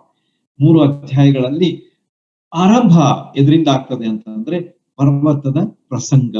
ಯೇಸು ಪರ್ವತದ ಮೇಲೆ ಮಾಡಿದಂತ ಪ್ರಸಂಗ. ಆತನು ಆ ಜನರ ಗುಂಪುಗಳನ್ನು ಕಂಡು ಬೆಟ್ಟವನ್ನು ಏರಿ ಕುಳಿತುಕೊಂಡು ತರುವಾಯ ಆತನ ಶಿಷ್ಯರು ಆತನ ಬಳಿಗೆ ಬಂದರು. ಆತನು ಅವರಿಗೆ ಉಪದೇಶ ಮಾಡಿ ಹೇಳಿದ್ದೇನೆಂದರೆ ಎಂಬುದಾಗಿ ಕರ್ತನಾದಂತಹ ಯೇಸು ಕ್ರಿಸ್ತರ ಪ್ರಸಂಗದ ಒಂದು ಆರಂಭ ಆಗ್ತದೆ. ಕರ್ತನಾದ ಯೇಸು ಕ್ರಿಸ್ತರು ಯಾವ ರೀತಿಯಾಗಿ ತಮ್ಮ ಒಂದು ಸೇವೆಯ ಒಂದು ಜೀವಿತವನ್ನ ಈ 5ನೇ, 6ನೇ, 7ನೇ ಅಧ್ಯಾಯಗಳಿಂದ ಶುರು ಮಾಡ್ತಾರೆ ಎಂಬುದಾಗಿ ನಮ್ಗ ಇಲ್ಲಿ ತಿಳಿದು ಬರ್ತದೆ. ಇದು ಪರ್ವತದ ಮೇಲೆ ಮಾಡಿದಂತ ಪ್ರಸಂಗ. ಈಗಾಗಲೇ ನಾವು ಓದಿದೆ, ಪರ್ವತದ ಮೇಲೆ ಅವರು ಏರಿ ಕುಳಿತುಕೊಂಡ್ರು ಎಂಬುದಾಗಿ ಅಲ್ಲಿ ಬರೆಯಲ್ಪಟ್ಟಿದೆ. Okay, let me take you to Israel ನಾವು. ಸ್ವಲ್ಪ ನಾನು ನಿಮಗೆ ಅದರ ಒಂದು ವಿವರಣೆ ಕೊಡ್ತೇನೆ. ಯಾಕಂದ್ರೆ ಇಲ್ಲಿ ನೀವು ನೋಡುವಾಗ ಬಹಳಷ್ಟು ಜನರು ಇದ್ರು, ಆಮೇಲೆ ಶಿಷ್ಯರು ಬಂದು ಅವ್ರನ್ನ ಸೇರಿಕೊಂಡ್ರು. ಇವರೆಲ್ಲ ಏನ್ ಮಾಡಿದ್ದಾರೆ ಈಗ? ದೇವ್ರ ವಾಕ್ಯ ಕರ್ತನಾದ ಯೇಸು ಕ್ರಿಸ್ತರ ಬಾಯಿಂದ ಸಂದೇಶ ಕೇಳಬೇಕು, ಉಪದೇಶ ಕೇಳಬೇಕು ಅಂತ ಹೇಳಿ ಕಾತ್ಕೊಂಡಿದ್ದಾರೆ, ಕಾತುರದಿಂದ ಎದುರು ನೋಡ್ತಾ ಇದ್ದಾರೆ. So how should be the platform? ಇದನ್ನ ಸ್ವಲ್ಪ ನಾನು ನಿಮ್ ಮುಂದೆ ಇಡ್ತೇನೆ. Just visualise. ನಾನು ಹೇಳ್ದಂಗ ನೀವು ಸ್ವಲ್ಪ ನಿಮ್ ಕಣ್ ಮುಂದೆ ತೆಗೆದುಕೊಂಡ್ ಬರ್ರಿ. ಈಗ ನಿಮ್ ಕಣ್ಣು ಮುಚ್ಚ್ರಿ, ನಿಮ್ ವಿಚಾರ ಎಲ್ಲಿರ್ಬೇಕಂತ ನಾನು ಏನ್ ಹೇಳ್ತಾ ಇದ್ದೇನೆ ಅದು ನೀವು ಊಹಿಸ್ಬೇಕು. ಈಗ ಯು ಶುಡ್ ವಿಜುವಲೈಸ್ ಅಂದ್ರೆ ನಿಮ್ಗೆ ಅದು ನೆನಪುಳಿದ್ ಬಿಡ್ತದೆ. ಈಗ ಗಲಿಲಾಯ ಸಮುದ್ರ ಅದೇ, ಇಸ್ರಾಯೇಲ್ ದೇಶಕ್ಕೆ ಹೋದ್ರೆ ಅಲ್ಲಿ ಗಲಿಲಾಯ ಸಮುದ್ರ ಬಹಳ ಮುಖ್ಯವಾದಂತಹ ಒಂದು ಭಾಗ. ಯಾಕಂದ್ರೆ ಕರ್ತನಾದ ಯೇಸು ಕ್ರಿಸ್ತರು ಬಹಳಷ್ಟು ಸಮಯವನ್ನ ಗಲಿಲಾಯ ಸಮುದ್ರದಲ್ಲಿ ಕರೆದಿದ್ದಾರೆ, ಸಿ ಆಫ್ ಗ್ಯಾಲಿಲಿ ಎಂಬುದಾಗಿ ನಾವು ಹೇಳ್ತೀವಿ. ಈಗ ಈ ಗಲಿಲಾಯ ಸಮುದ್ರದ ಉತ್ತರ ಭಾಗದಲ್ಲಿ ಇರತಕ್ಕಂತ ಒಂದು ಭಾಗ ಇದು. ಯಾವುದು? ಪರ್ವತದ ಪ್ರಸಂಗ ಮಾಡಿದಂತ ಒಂದು ಸ್ಥಳ. ಅದರಲ್ಲಿ ಆ ಸ್ಥಳವನ್ನು ಅವ್ರು ಯಾಕೆ ಆರಿಸ್ಕೊಂಡ್ರು ಅಂತಂದ್ರೆ, ಅದು ಬಹಳ ಒಂದು ಸುಂದರವಾದಂತಹ ವಾತಾವರಣವನ್ನು ಹೊಂದಿದಂತ ಸ್ಥಳ. ಒಂದ್ ಕಡೆಗೆ ಸಮುದ್ರ ಇದೆ, ಆಮೇಲೆ ನಾರ್ತ್ ಕಡೆಗೆ ಅಂದ್ರೆ ಉತ್ತರದ ಭಾಗಕ್ಕೆ ನೀವು ಬರುವಾಗ ಅಲ್ಲಿ ಒಂದು ಎತ್ತರವಾದಂತಹ ಒಂದು ಇಳಿಜಾರಾದಂತಹ ಪ್ರದೇಶ, ಹುಲ್ಲುಗಾವಲಿನ ಪ್ರದೇಶ, ಅಂದ್ರೆ ಹುಲ್ಲು ಬೆಳೆದಂತ ಪ್ರದೇಶ. ಹುಲ್ಲುಗಾವಲು ಅಂದ್ರೆ ಎತ್ತರವಾದಂತಹ ಹುಲ್ಲಲ್ಲ, ಲೈಕ್ ಅ ಲಾನ್. ಅಲ್ಲಿ ಇರ್ತಕ್ಕಂತ ಹುಲ್ಲು ಬೆಳೆದಂತಹ ಒಂದು ಸ್ಥಳ ಅದು. ಆಮೇಲೆ ಅದು ಇಳಿಜಾರಾದಂತಹ ಒಂದು ಸ್ಥಳ, leading towards the sea of Galilee, ಅಂದ್ರೆ ಗಲಿಲಾಯ ಸಮುದ್ರಕ್ಕೆ ಅದು ಇಳಿದು ಹೋಗುವಂತಹ ಒಂದು ಸ್ಥಳ ಆಗಿತ್ತು. ಕರ್ತನಾದ ಯೇಸು ಕ್ರಿಸ್ತರು ಈ ಸ್ಥಳ ಯಾಕೆ ಆರಿಸ್ಕೊಂಡ್ರು ಎಂಬುದಾಗಿ ಸ್ವಲ್ಪ ವಿಚಾರ ಮಾಡಿದ್ರೆ ನಿಮ್ಗೆ ಗೊತ್ತಾಗ್ತದೆ ಏನಂತ ಹೇಳಿ. ಇಷ್ಟು ಜನರಿಗೆ ಕರ್ತನಾದ ಯೇಸು ಕ್ರಿಸ್ತರು ಹೇಳುವಂತಹ ಧ್ವನಿಯ ಒಂದು ಕೇಳ್ತಾ ಇತ್ತೋ ಇಲ್ಲೋ. Acousticity is very important. Sound technology is very important. ಈಗ ನಾವು ಹಾಲ್ಗಳಲ್ಲಿ ಕೂತ್ಕೊಳ್ಳೋ ದೊಡ್ಡ ದೊಡ್ಡ ಸ್ಪೀಕರ್ಸ್ ಗಳನ್ನ ಇಟ್ಟಿರ್ತಾರೆ. ಯಾಕೆ? ಅದು ಧ್ವನಿ ವರ್ಧಕ ಅಂತ ಹೇಳಿ ಕರೀತಾರೆ. ಅದಕ್ಕೆ ಧ್ವನಿ ವರ್ಧಕ ಅಂದ್ರೆ ಧ್ವನಿ ಹೆಚ್ಚಿಸುವಂತಹ ಒಂದು ಸಾಧನ ಅದು. ಅಲ್ಲಿ ಮೈಕ್ ನಲ್ಲಿ ಅವ್ರು ಮಾತಾಡ್ತಿರ್ತಾರೆ, ಆದ್ರೆ ಈ ಸ್ಪೀಕರ್ ಗಳಿಂದ ಅದು ಈ ಎಂತಾರೆ ಈ ಧ್ವನಿವರ್ಧಕಗಳಿಂದ ಅದು ಹೊರಗೆ ಬರುವಾಗ ಅದು ವರ್ಧಿಸಲ್ಪಟ್ಟು ಎಲ್ಲರಿಗೂ ಕೇಳುವಂತಹ ರೀತಿಯಲ್ಲಿ ಇರ್ತದೆ. This is about the halls and the auditoriums. ಆದ್ರೆ ಇಲ್ಲಿ ಕರ್ತನಾದ ಯೇಸು ಕ್ರಿಸ್ತರು ಸಾವಿರಗಟ್ಟಲೆ ಜನ ಬಂದಿದ್ದಾರೆ, ಅವರಿಗೆ ನಾನು ಯಾವ ರೀತಿಯಾಗಿ ಹೇಳಿದರೆ ಅವ್ರು ಕೇಳಿಸ್ತದೆ ಎನ್ನುವಂಥದ್ದು ಮುಖ್ಯವಾದಂತಹ ವಿಷಯ. ಅದಕ್ಕಾಗಿ ನಾನು ನಿಮ್ಗೆ ಇದರ ಬಗ್ಗೆ ಸ್ವಲ್ಪ ವಿವರಣೆ ಕೊಡ್ತಾ ಇದ್ದೇನೆ. ಇದು ಇಷ್ಟು ಸುಂದರವಾದಂತಹ ಮತ್ತು ಭೌಗೋಳಿಕವಾಗಿಯೂ ಮತ್ತು ವೈಜ್ಞಾನಿಕವಾಗಿಯೂ ಒಂದು ರೂಪಿಸಲ್ಪಟ್ಟಂತಹ ಒಂದು ಸ್ಥಳ ಅಂತೇಳಿ ಹೇಳ್ಬೋದು. ನಾನು ಒಂದು ವಿಜುವಲ್ ನೋಡ್ತಾ ಇದ್ದೆ, ಅದರಲ್ಲಿ ಏನು ಕಂಡು ಬರ್ತಾ ಅಂತಂದ್ರೆ, ನಾನು ಗಮನಿಸಿದಂತ ಒಂದು ವಿಷಯ ಹೇಳ್ತಾ ಇದ್ದೇನೆ. ಅಲ್ಲಿರ್ತಕ್ಕಂತ ಆಜುಬಾಜು ಇರ್ತಕ್ಕಂಥ ಹುಲ್ಲುಗಳು ಅಲ್ಲಾಡ್ತಾ ಇದ್ವು. ಅಂದ್ರೆ ಆ ಒಂದು ಗಾಳಿ ಕರ್ತನಾದ ಯೇಸು ಕ್ರಿಸ್ತರು ಕುಳಿತಂತ ಹಿಂಭಾಗದಿಂದ ಬಂದು ಅದು ಗಲಿಲಾಯ ಸಮುದ್ರದ ಕಡೆಗೆ ಹೋಗ್ತಾ ಇತ್ತು. That means what ever the lord spoke, ಕರ್ತನಾದ ಯೇಸು ಕ್ರಿಸ್ತರು ಮಾತಾಡಿದ್ದು ಏನು ಇತ್ತಲ್ಲ, ಅದು ಗಲಿಲಾಯ ಸಮುದ್ರದ ಎದುರುಗಡೆ ಅಂದ್ರೆ ಕುಳಿತುಕೊಂಡು ಮಾತಾಡ್ತಾ ಇದ್ರು. ಸೊ ಈ ಗಾಳಿ ಅವರ ಶಬ್ದಗಳನ್ನ ಅಥವಾ ಮಾತುಗಳನ್ನ ಕುಳಿತಂತಹ ಜನರ ಕಡೆಗೆ ತೆಗೆದುಕೊಂಡು ಹೋಗ್ತಾ ಇದ್ರು. See the beauty of it. ಅರ್ಥ ಆಗ್ತಾ ಅಂತ ಹೇಳಿ ನಿಮ್ಗೆ ಅನಿಸ್ತದೆ. Otherwise afterwards you can visualise it. ಯಾವ ರೀತಿಯಾಗಿ ಆ ಗಾಳಿ ಹಿಂದಿನಿಂದ ಬಂದು, ಯೇಸು ಸ್ವಾಮಿ ಹಿಂದಿನಿಂದ ಬಂದು ಅದು ಗಲಿಲಾಯ ಸಮುದ್ರ ಕಡೆ ಹೋಗ್ತಾ ಇತ್ತು. ಜನ ಅಲ್ಲಿ ಕುಳಿತುಕೊಂಡಿದ್ರು, ಅವರಿಗೆ ಅದು ಕೇಳಿಸ್ತಾ ಇತ್ತು. C how wonderful it is. It was like an MP theatre ಎಂಬುದಾಗಿ ಹೇಳ್ಬಹುದು. ಅಂದ್ರೆ ಸಭಾಂಗಣ, ಅದರಲ್ಲಿ ಯಾವ ಬಿಲ್ಡಿಂಗ್ ಇಲ್ಲ, ಏನಿಲ್ಲ, ಆದ್ರೆ ಜನ ಕುಳಿತುಕೊಂಡಿದ್ದಾರೆ, ಆರಾಮಾಗಿ ಕುಳಿತುಕೊಂಡಿದ್ದಾರೆ, ಹುಲ್ಲಿನ ಮೇಲೆ ಕುಳಿತುಕೊಂಡಿದ್ದಾರೆ. ಆಮೇಲೆ ಎದುರುಗಡೆ ಕರ್ತನಾದ ಯೇಸು ಕ್ರಿಸ್ತರು just like a platform is sitting, ಪರ್ವತದ ಮೇಲೆ ಅಂದ್ರೆ ಗುಡ್ಡದ ಮೇಲೆ ಕುಳಿತುಕೊಂಡು ಜನರಿಗೆ ಪ್ರವೇಶ ಹೇಳ್ತಾ ಇದ್ದಾರೆ. So it was like an amphitheatre. ಸಭಾಂಗಣದಂತ ರೀತಿಯಲ್ಲಿ ಕರ್ತನಾದ ಯೇಸು ಕ್ರಿಸ್ತರು ಅದನ್ನ ಉಪಯೋಗಿಸ್ತಾ ಇದ್ದಾರೆ. ನೋಡ್ರಿ ಎಷ್ಟು ಶ್ರೇಷ್ಠವಾದಂತಹ ವಿಷಯಗಳನ್ನ ಕರ್ತನಾದ ಯೇಸು ಕ್ರಿಸ್ತರ ಜೀವನದಲ್ಲಿ ನಾವು ನೋಡ್ತೀವಿ. ಇವುಗಳನ್ನೆಲ್ಲ ನಾವು ಗಮನಿಸಿಲ್ಲ. I am sure we have not observed all these things. Even I am thinking deeply nowadays. ಇದ್ರ ಹಿಂದೆ ನಾನು ಅದ್ರ ಬಗ್ಗೆ ಹೆಚ್ಚು ವಿಚಾರ ಮಾಡ್ತಿರ್ಲಿಲ್ಲ, ಆದ್ರೆ ಈಗ ಅದರ ಬಗ್ಗೆ ನಾನು ಸ್ವಲ್ಪ ಗಮನ ಕೊಡ್ತಾ ಇದ್ದೀನಿ. ಯಾಕಂದ್ರೆ ಸ್ವಾಮಿಯವರು ಇಷ್ಟು 5,000 ಜನರು 10,000 ಜನರು ಜನರಿಗೆ ಅವ್ರು ಉಪದೇಶ ಮಾಡ್ತಾ ಇದ್ರು ಅಂತ ಹೇಳಿ ನಾವು ನೋಡುವಾಗ, how it is possible, sound how it can be carried to this 10,000 people ಎಂಬಂತ ವಿಚಾರ ನಮಗೆ ಬಂದೇ ಬರ್ತದೆ. ಆದ್ರೆ ಅದರ ಒಂದು ವಾತಾವರಣ ನೀವು ಗಮನಿಸಿದ್ರೆ, ಭೌಗೋಳಿಕವಾದಂತಹ ವಸ್ತುಸ್ಥಿತಿಗಳನ್ನ ನೀವು ನೋಡಿದರೆ ನಿಮಗೆ ಅರ್ಥ ಆಗ್ತದೆ ಏನಂತ ಹೇಳಿ ಯೇಸು ಸ್ವಾಮಿಯವರು ಎಷ್ಟು ಶ್ರೇಷ್ಠ ಅಂದ್ರೆ ಬುದ್ಧಿವಂತ ವ್ಯಕ್ತಿ ಆಗಿದ್ರು ಅಂತ ಹೇಳಿ. He did not go and sit somewhere else. ಎಲ್ಲರಿಗೂ ಅನಾನುಕೂಲವಾದಂತಹ ಒಂದು ಸ್ಥಳದಲ್ಲಿ ಕರ್ಕೊಂಡು ಹೋಗಿ ಅವ್ರ ಮಾತುಗಳನ್ನು ಹೇಳ್ತಿರ್ಲಿಲ್ಲ. ಆದ್ರೆ he took them to a right place where people could hear him, people could enjoy, and people could stay hours together with him ಎಂಬುದನ್ನ ನಾವು ತಿಳ್ಕೊಳ್ಬೇಕಾದದ್ದು ಬಹಳ ಅವಶ್ಯ. ಆದ ಕಾರಣ ನಾನು ಈಗ ಈ ಒಂದು ಹಿನ್ನೆಲೆಯನ್ನ ನಿಮಗೆ ಕೊಟ್ಟಿದ್ದೇನೆ, ಮತ್ತು ಇದಕ್ಕೆ ಬಿ ಆಟಿಟ್ಯೂಡ್ಸ್ ಅಷ್ಟು ಹೇಳಿ ಮುಗಿಸ್ತೇನೆ ಈಗ ಅಷ್ಟೇ. That's all. I am not going to start the message. ಅಂದ್ರೆ ಅದನ್ನ next week directly I will start without an introduction. But ಇವುಗಳನ್ನೆಲ್ಲ ನೀವು ಚೆನ್ನಾಗಿ ಗ್ರಹಿಸ್ಕೊಡ್ರಿ. ಆಮೇಲೆ ನೆಕ್ಸ್ಟ್ ವೀಕ್ ಬಂದಾಗ ಇವುಗಳನ್ನ ಯು ಕ್ಯಾನ್ ರಿಯಲೈಸ್ ದಮ್, ಇವುಗಳನ್ನ ನೀವು ಅನುಭವಿಸ್ಲಿಕ್ಕೆ ಆಗ್ತದೆ. ಓಕೆ, ಹಾಗಾದ್ರೆ ಇವಕ್ಕೆ ಬಿ ಆಟಿಟ್ಯೂಡ್ಸ್ ಅಂತ ಹೇಳಿ ಯಾಕೆ ಕರೀತಾರೆ ಅಂತ ಹೇಳಿ ನಾನು ಸ್ವಲ್ಪ ಡಿಕ್ಷನರಿ ತೆಗೆದು ನೋಡಿದೆ. ಯಾಕಂದ್ರೆ ನಾ ಏನ್ ತಿಳ್ಕೊಂಡಿದ್ದೆ, ಬಿ ಆಟಿಟ್ಯೂಡ್ ಅಂದ್ರೆ ನಾವು ಯಾವ ರೀತಿಯಾಗಿ ಇರ್ಬೇಕು ಅದು ಅಂತ ಹೇಳಿ ಒಂದು ಅರ್ಥ. Of course it is like that only. ಆದ್ರೆ ಅದರ ಡಿಕ್ಷನರಿ ಅರ್ಥ ಒಂದು ಬೇರೆನೇ ಇದೆ. ಅದೇನಂತಂದ್ರೆ ಸಂತೋಷ ಕೊಡುವಂತಹ ವಿಷಯಗಳು, ಪರಮಾನಂದಕರವಾದಂತಹ ವಿಷಯಗಳು, ನಮಗೆ ಸ್ವರ್ಗ ಸುಖ ಕೊಡುವಂತಹ ವಿಷಯಗಳು ಎಂಬುದಾಗಿ ಅದರ ಅರ್ಥ ಇದೆ. You can go and see it in the dictionaries. ಆದ ಕಾರಣ ಈ ರೀತಿಯಾಗಿ ಯಾಕೆ ಕರೆಯಲ್ಪಟ್ಟಿತು ಅಂತ ಹೇಳಿ ನಾನು ನೋಡುವಾಗ ಅಲ್ಲಿ ಬರ್ತಕ್ಕಂತಹ 8 ಮಾತುಗಳೇನಿವೆ, 8 ಮಾತುಗಳನ್ನ ಕರ್ತನಾದ ಯೇಸು ಕ್ರಿಸ್ತ ಹೇಳ್ತಾರೆ. 8 ಬಿಯಾಟಿಟ್ಯೂಡ್ಸ್ ಆರ್ ದೇರ್. ಆತ್ಮದಲ್ಲಿ ಬಡವರಾಗಿರುವವರು ಧನ್ಯರು, ಪರಲೋಕ ರಾಜ್ಯವು ಅವರದ್ದು. ದುಃಖ ಪಡುವವರು ಧನ್ಯರು, ಅವರು ಸಮಾಧಾನ ಹೊಂದುವರು. ಶಾಂತರು ಧನ್ಯರು, ಅವರು ಭೂಮಿಗೆ ಬಾಧ್ಯರಾಗುವರು. ನೀತಿಗೆ ಹಸಿದು ಬಾಯಾರದವರು ಧನ್ಯರು, ಅವರಿಗೆ ತೃಪ್ತಿ ಆಗುವರು. ಹೀಗೆ ಕರ್ತನಾದ ಯೇಸು ಕ್ರಿಸ್ತರು ಒಂದೊಂದಾಗಿ ಹೇಳ್ತಾ ಹೋಗ್ತಾ ಇದ್ದಾರೆ. ಧನ್ಯರು ಧನ್ಯರು ಧನ್ಯರು. ಹೂ ಆರ್ ದೀಸ್ ಧನ್ಯರು? ಇಂಗ್ಲಿಷ್ ನಲ್ಲಿ ನಾವು ನೋಡುವಾಗ ಬ್ಲೆಸೆಡ್. ಬಿಯಾಟಿಟ್ಯೂಡ್ಸ್ ಮೀನ್ಸ್ ಬ್ಲೆಸೆಡ್. ಬ್ಲೆಸೆಡ್ ಆರ್ ದೋಸ್. ಧನ್ಯರು ಯಾರು? ಆತ್ಮದಲ್ಲಿ ಬಡವರಾಗಿರು. ಬ್ಲೆಸೆಡ್ ಆರ್ ದೋಸ್ ಯಾರು? ಶಾಂತರು. ಬ್ಲೆಸೆಡ್ ಆರ್ ದೋಸ್ ದುಃಖ ಪಡುವವರು. Blessed are those who hunger and thirst for righteousness. ಹೀಗೆ ಕರ್ತನಾದ ಯೇಸು ಕ್ರಿಸ್ತರು ಧನ್ಯತೆ ವಿಷಯವಾದಂತಹ ಉಪದೇಶವನ್ನ ಆ ಸ್ಥಳದಲ್ಲಿ ಮಾಡಿದ್ರು ಎಂಬುದಾಗಿ ನಾನು ಹೇಳಲಿಕ್ಕೆ ಬಹಳಷ್ಟು ಸಂತೋಷ ಪಡ್ತೀನಿ. So there is blessing in it.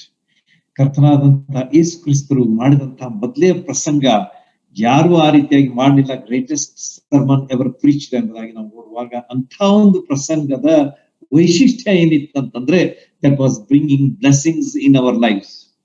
ಅದು ನಮಗೆ ಆಶೀರ್ವಾದವನ್ನು ತಂದು ಕೊಡುವಂತದ್ದಾಗಿತ್ತು, ಆಗಿದೆ. ಈಗಲೂ ಸಹ ನಾವು ಓದುವಾಗ ಅದನ್ನ ಪಡ್ಕೊಳ್ತೇವೆ, ಅದನ್ನ ಆನಂದಿಸ್ತೇವೆ, ಅದರ ರುಚಿಯನ್ನ ನಾವು ಅನುಭವಿಸ್ತೇವೆ. ಆದ ಕಾರಣ ದೇವರು ನಮಗೆ ಇಂಥ ಅದ್ಭುತವಾದಂತಹ ಮಾತುಗಳನ್ನ ಕರ್ತನಾದ ಯೇಸು ಕ್ರಿಸ್ತರ ಮೂಲಕವಾಗಿ ಕೊಟ್ಟಿರುವಾಗ ಅವುಗಳನ್ನ ನಾವು ಓದೋಣ, ಧ್ಯಾನಿಸೋಣ, ಅವುಗಳಿಗೆ ವಿಧೇಯರಾಗೋಣ, ಅವುಗಳನ್ನ ನಮ್ಮ ಜೀವನದಲ್ಲಿ ಅನುಭವಿಸೋಣ. ಆಗ ನಮಗೆ ಸ್ವರ್ಗ ಸಂತೋಷ, ಸ್ವರ್ಗ ಸುಖ ಸಿಗ್ತದೆ. ಪರಮಾನಂದ, ಸ್ವರ್ಗದ ಆನಂದ ನಮಗೆ ಈ ಲೋಕದಲ್ಲಿ ನಾವು ಅದನ್ನ ಅನುಭವಿಸ್ಲಿಕ್ಕೆ ಸಾಕು ಎಂಬುದಾಗಿ ನಾನು ದೇವರ ವಾಕ್ಯದ ಆಧಾರದಿಂದ ಹೇಳ್ತೀನಿ. ದೇವರು ಹೀಗೆ ಮಾಡ್ಲಿಕ್ಕೆ ನಮ್ಮೆಲ್ಲರಿಗೂ ತನ್ನ ಸಹಾಯ ಮಾಡಿ ದೇವ್ರ ನಾಮಕ್ಕೆ ಸ್ತೋತ್ರವಾಗಲಿ.